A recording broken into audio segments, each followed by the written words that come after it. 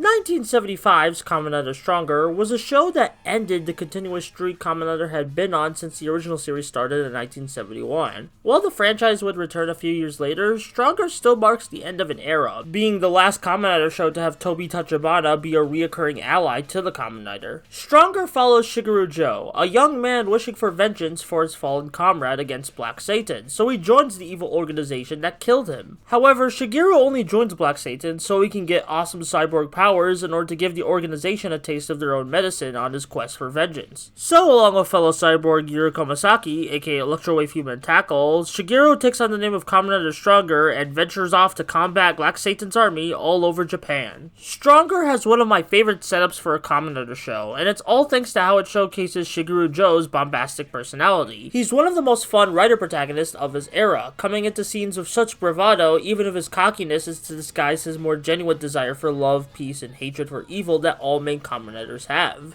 Joining Stronger in the battle against evil is the aforementioned Yuriko, aka Tackle, a fan-favorite character who was created thanks to fan response, specifically young girls wanting to play Kamen Rider on the playground. While she can fight well against foot soldiers, she often struggles against the typical monster of the weeks, even being the thing that leads to her untimely death. Some may view this scenario as fridging the character to give Shigeru renewed motivation for the final arc of the show, which it kinda is in show, but behind the scenes, it was a different story. From what I understand, Tackle was supposed to do more in the show, but was given a reduced role due to her actress becoming ill and the episode count being shortened. It doesn't excuse her poor treatment in show, you could probably do more of her despite the shorter episode count, but the sickness part is sadly understandable. Despite this, Yuriko is still an important landmark for the franchise. She would leave the door open for more female Kamen Riders to come, and now they're commonplace in the Reiwa era series, even if she never got the writer role proper. As for the villain Stronger and Tackle fight, initially leading Black Satan's nefarious acts is the devious Titan, who not only has a cool monster design, but has a human disguise which allows for more interesting character conflict with Stronger himself. While Titan is a more typical villain willing to sacrifice his troops to get what he wants, his successor, General Shadow, has a more complex code of conduct. Okay, not that complex, he's still an evil guy, but he primarily wants to defeat Stronger.